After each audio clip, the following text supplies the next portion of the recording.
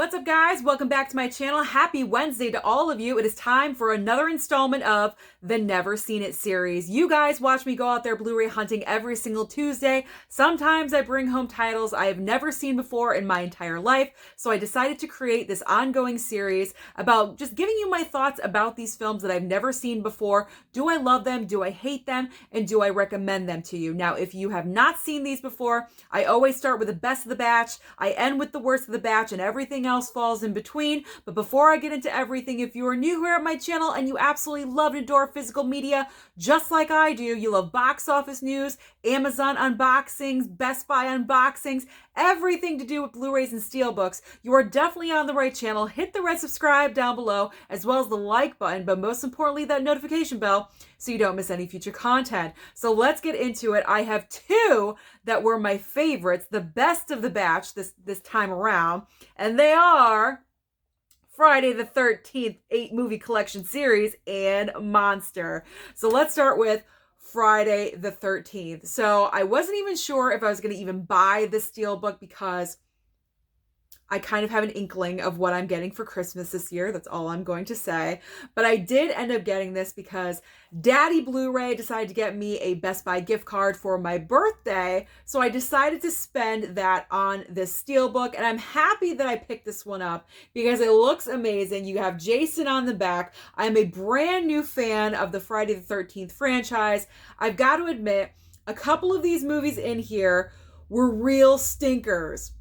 Jason Takes Manhattan, I'm looking at you. You are really bad. But then there's other ones, like Part 7, that I highly enjoyed. So for the majority, I enjoyed the Friday the 13th franchise so far. I cannot wait to get my other set for Christmas so that way I can finish out the franchise and also watch that reboot. But this was a fun watch. My mom and I, Mama Blu-ray and I, we were binging these practically every single night for about a week and a half just to finish it off, and it was a lot of fun. So we definitely had a lot of fun with Jason and the whole gang at camp with the Friday the 13th series. So this was a good one.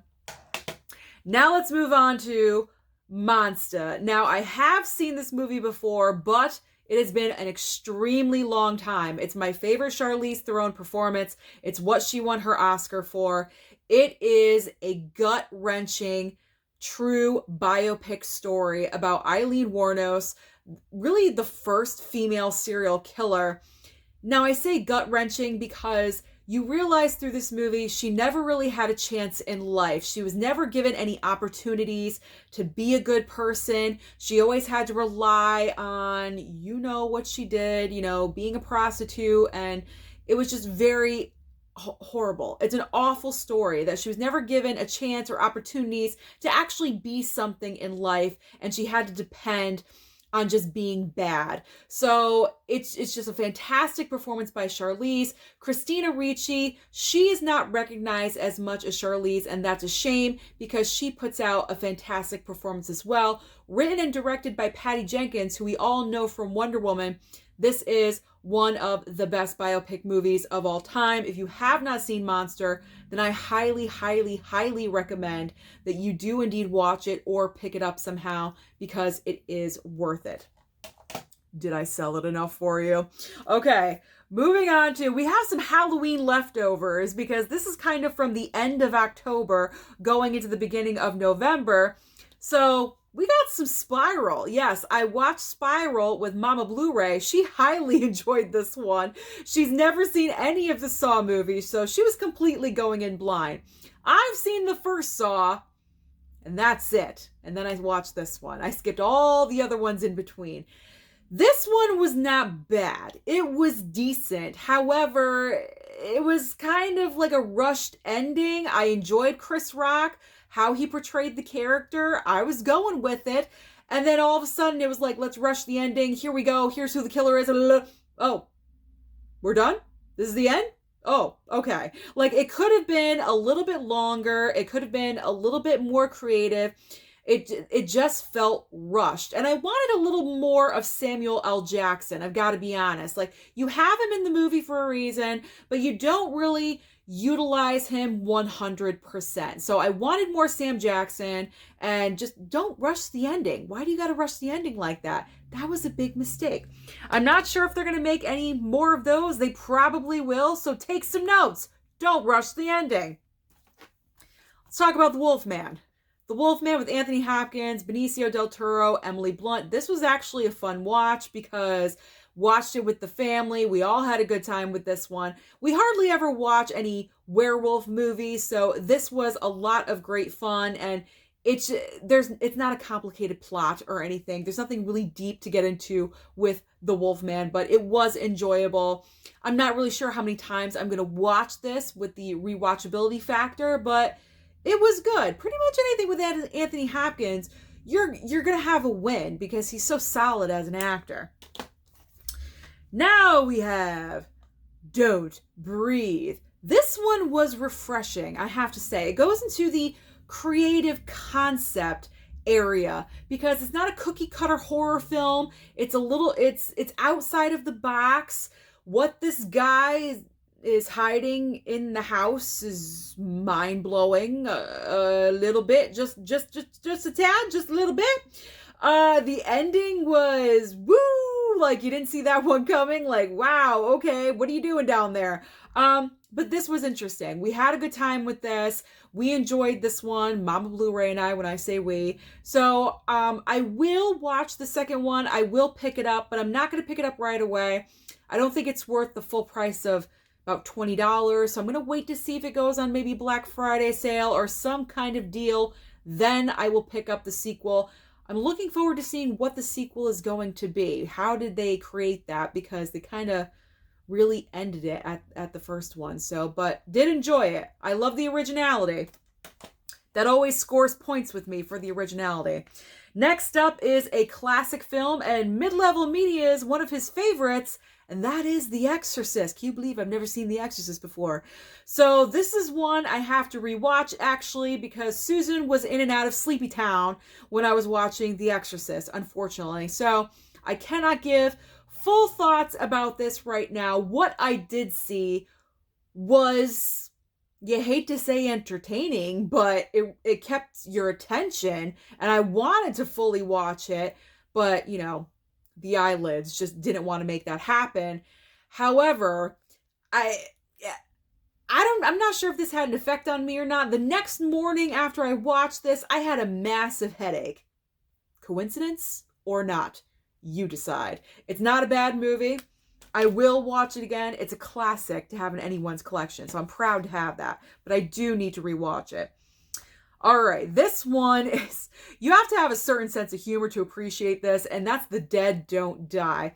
So this is a very dry, sarcastic sense of humor zombie movie. It's very tame. It's not overly gore. Well, it's like a little gory, but it's not over the top with gore. But Adam Driver and Bill Murray had me personally cracking up the entire time. This is very much my sense of humor. I understood this film completely. Another person will probably watch this and say, what is so funny about this movie? They're stupid. I don't understand it. So it's for a very select audience. And I'm thinking that's why it didn't do that well when it came out in theaters at the box office. But I enjoyed it. Mama Blu-ray and I thought it was hilarious. We were cracking up the entire time. The line delivery, it was just so, there it is. It's dry sense of humor. So if you like dry and sarcastic sense of humor, then The Dead Don't Die, you will enjoy. I do recommend. Again, rewatchability factor, probably not super high on the list, but I'll visit it again because it does have Adam Driver. So that is a plus in that column. Okay, this one I watched last night, and that's Afternoon Delight. Did that rhyme? I think it did. All right, so Afternoon Delight. I picked this up off of HamiltonBook.com, mainly because it has Kathryn Hahn, and I've always enjoyed her, but because she was in WandaVision, she is just at the top of her career right now, so I wanted a little bit more for the Kathryn Hahn collection of movies. And it was on sale for $2.95, and I'm glad it was on sale for $2.95 because this movie really was not what I expected. Like, usually with Catherine Hahn, she's very comedic. She chooses the funny roles. This one, not so funny. She's like kind of dealing with something. I was also kind of sleep town with this one as well. I was in and out. But this one, I don't know. It was just a miss for me. I wanted it to hit, and it was kind of a miss. And I don't know. What do you guys think about this movie? Have you seen Afternoon Delight? I want to know your thoughts down below in the comments. It just didn't land 100% for me. I don't know. I wanted more from it. I wanted a completely different plot line. I don't know what I wanted. It seemed like a good concept, but it just didn't work for me. All right. Classic film. Dan Aykroyd and John Candy in The Great Outdoors. This movie is nostalgia for me because I do remember watching this when I was younger, but it's been probably at least 25 years or so since I've seen this movie, 20, 25 years, something like that. So I definitely wanted to revisit it. It's not one of those comedies where it's like a knee slapper and you're just like laughing your ass off. It's not like that. It's like a very subtle comedy. Dan Aykroyd, surprisingly enough, is more of the straight man in this movie, and John Candy is more of the silly one. But they do have a great dynamic and relationship. They have a great balance. Annette Bening is in here. Like, that blew my mind away because obviously when I was like 10 years old, I didn't know who Annette Bening was. So when I saw that she was one of the wives, that kind of blew me away. It's good to see serious actresses take on comedic roles earlier in their career, but this was fun. It's a great movie to watch with your family. You can watch it together and just laugh and have a good time. So this was definitely one of those. The forever classic. Watched it the other night. Princess Bride. I called the Princess Bride. Princess Bride. Now, I have seen this one as well, but like I always say, if it's been a certain time, it goes back into the never seen it pile because after about 10 or 15 years, you forget. You forget the details and you forget the little things, the little nuances of movies. So definitely want to revisit this one. It's one of my recommendations to you for a November watch because the month of November, not quite holiday time just yet, but you're kind of getting in the mood for that. And this movie is just, it's a fairy tale, it's whimsical, and you just want something to make you feel good and enjoy with your family. So that is what we did. Mom and I watched this together. She had never seen it. She highly enjoyed it. So it's something that we got to experience together, and I'm thankful for that. The joy of physical media. So I have the wonderful Criterion version that was sent to me by a subscriber. So thank you so much for sending this to me. Absolutely loved it. It's always fun to revisit classics, I do have to say. All right, this one, I feel like we're going to have some controversy, okay? Because when there are classic movies that I either hate or are just very underwhelmed by, I feel like I offend a lot of you out there, and that's not my intention. I'm trying to be honest about my opinions and what I think about something because I want to deliver my exact thoughts to you guys, because in case you're on the fence about watching something, so let's talk about The Big Chill for a second. I actually watched a Criterion. Can you believe it? All right, so The Big Chill. The number one reason I got this was because the ensemble cast. Now, this was made in what? 1983, this movie came out. So pretty much all the hot actors at that time. You have Glenn Close, Jeff Goldblum, Kevin Kline, Jo Beth Williams, the mom from Poltergeist, and Tom Berenger, William Hurt. These are a lot of all-star, like A-list actors in this movie all together. Great ensemble piece. And obviously when I was in the Criterion sale in July, I pulled this to buy because I'd heard great things about it and I wanted to experience it. I love great ensembles. So I was highly looking forward to this. For what? Can you say underwhelming? Underwhelming. I might put underwhelming right here. Underwhelming. If you don't know the plot of The Big Chill, they all play a group of friends from college, and one of them passes away due to suicide. So they all get together for his funeral, and then they proceed to spend the weekend together. What did not work for me was, what were we working towards in this movie? There was no heightened conflict in the third act. Was there a third act? It didn't really seem like it. It just seemed very one-noted, one level. There was no plateaus, no ups and downs. There was kind of some swapping of spouses at one point. Is freaking weird. Like, what are we doing with this? There's cheating. I expected just a smidge more out of this movie. I just wanted something completely different. And then all of a sudden it just ended out of nowhere. And I actually said, when the credits started rolling, I said, that's it?